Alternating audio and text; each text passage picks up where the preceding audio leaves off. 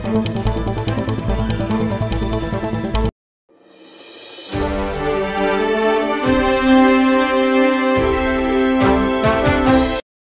उन में मूंखे वरी ख़ुशी थी आहे त मुंहिंजे रहबर सिंध जे अज़ीम रहबर साईं जीएमसी जो पोटो असां वटि महिमान थी आयो आहे ऐं खेसि पीअर भलीकार चवां थो। साईं असां खे हूअं त सिंध जी मोहबत सुती में मिली आहे ऐं रहबर जो नालो असां ॼमंदे ई पंहिंजे कननि सां ॿुधो आहे ऐं उहो असांखे अज़ान जी सूरत में मिलियो आहे। पर 2004 खां वठी ऐं जीअं सिंध स्टूडेंट फेडरेशन जी सियासत में मुतहरिक रहियो आहियां ऐं ज़िले सिंध यूनिवर्सिटी जे सदर खां वठी जसाफ जो मरकज़ी सदर रहण ताईं शागिर्द सियासत में पंहिंजो हिकिड़ो हिसे जो कमु कयो आहे। ऐं उन खां पोइ जॾहिं मदर विंग में आयासीं जीअं सिंध क़ौमी महाज़ जॉइन कई 2014 में सखर खां वठी कराची ताईं पैदल मार्च कयोसीं सिंध जे मामलनि ते सिंध जे हक़नि जे लाइ। ऐं वरी ॿीहर जॾहिं सिंध ते माठार छायल हुई जॾहिं असांजी पार्टी जा क़ौमी कारकुन खयां पे विया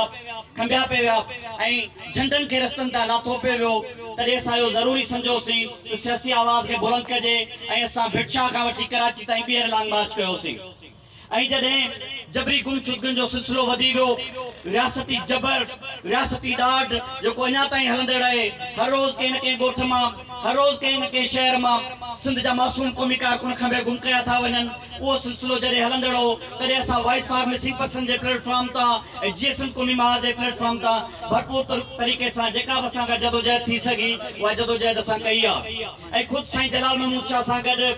सिंध बचाओ कमेटी जॾहिं ओबावड़े खां वठी सकरण ताईं 7 ॾींहं लगातार धरना असां साईं सां गॾु हिकिड़े कारकुन जी हैसियत में शरीक हुआसीं ऐं सिंध एक्शन कमेटी जे एहतजाजनि में शरीक रहिया आहियूं। इहो सॼी ॻाल्हि ॿुधाइण जो मक़सदु इहो हो त असां हिकिड़े कारकुन जी हैसियत में हिकिड़े वर्कर जी हैसियत में जेको बि सिंध जो सॾु थियो आहे उन में शरीक थियण जी कोशिशि कई आहे। अॼु आऊं हिन स्टेज तां हिन सॼे पिंडाल में मौजूद माण्हुनि खे शायदि छा आहे पंहिंजी सॼी सियासी जेको पोरियो आहे जेको कमु आहे उहो सिंध यूनाइटेड पार्टी जे हवाले कयां थो ऐं बाज़ाब्ता तौर ते सिंध यूनाइटेड पार्टी में शामिल थियण जो ऐलान कयां थो।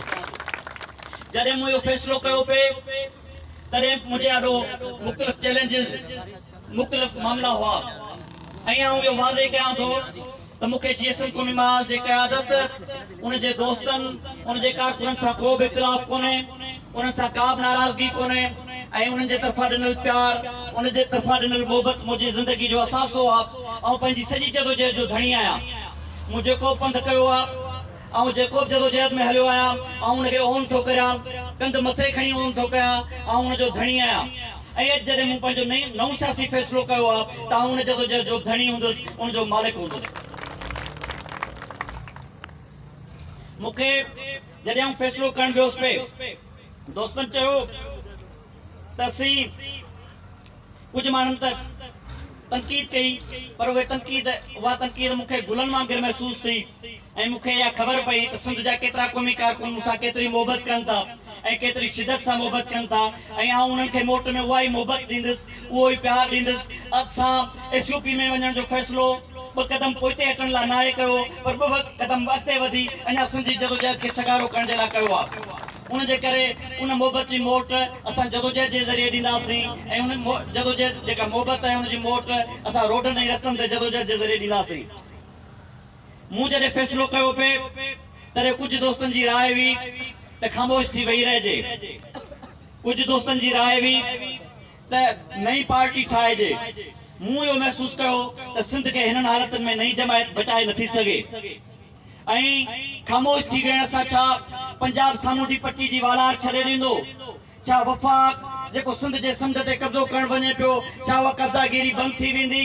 छा सिंध जे शहरनि में जेको असीं अक़लियत में तब्दील थींदा वञूं छा उहा ख़तमु थी वेंदो छा सिंध जे वसीलनि ते जेको धारियुनि जो कब्ज़ो आहे छा उहो ख़तमु थी वेंदो छा सिंध जा जेके हर रोज़ क़ौमी कारकुन खजनि था छा उहे खजण बंदि थी वेंदा। ख़ामोश थियण सां ऐं इहो यकीन सां थो चवां त हिकिड़े क़ौमी कारकुन जो ख़ामोश थियण सॼी तहरीक जो नुक़सानु आहे सॼी जदोजहद जो नुक़सानु आहे सॼे फ़िक्र जो नुक़सानु आहे। उन जे करे मूं इहो ज़रूरी सम्झो त तहरीक में रहिजे जदोजहद में रहिजे ऐं जदोजहद जो अहिड़ो गस वठिजे अहिड़ो दग वठिजे जो तव्हां माण्हुनि सां गॾु बीह सघिजे अवाम सां गॾु बीह सघिजे। हिते रुगो रियासती जबर न आहे रियासत जा पालियल जेके मक़ामी वॾेरा आहिनि जेके एस्टेब्लिशमेंट जा पालियल मक़ामी बरेरा आहिनि हिते वन वे ट्रैफिक थी हले, हिते रुगो जनाज़े नमाज़ुनि में शरीक थी, हिते रुगो रोडनि जा इफ्तिताह करे, हिते रुगो शादियुनि में शरीक थी, माण्हुनि जे वोटनि जा सौदा था थियनि, माण्हुनि जे मुस्तक़बिल जा सौदा था थियनि, ज़मीनूं तीनवाल थियूं थियनि, समुंड तीनवाल थो थिए, धरती तीनवाल थी थिए। वॾेरनि खे का उनजी पचर ई कोन्हे का, उन्हनि खे सिर्फ़ु तॾहिं तव्हां यादि ईंदा आहियो जॾहिं उन्हनि खे वोट वठणा हूंदा आहिनि। पर सिंध यूनाइटेड पार्टी ईअं नथी करे, जलाल महमूद शाह ईअं नथो करे, ज़ैन शाह ईअं नथो करे। उहे तव्हां सां तॾहिं गॾु हूंदा आहिनि जॾहिं सिंध ते ॾुखियो वक़्तु ईंदो आहे। उहे तव्हां वटि कोरवा में वोट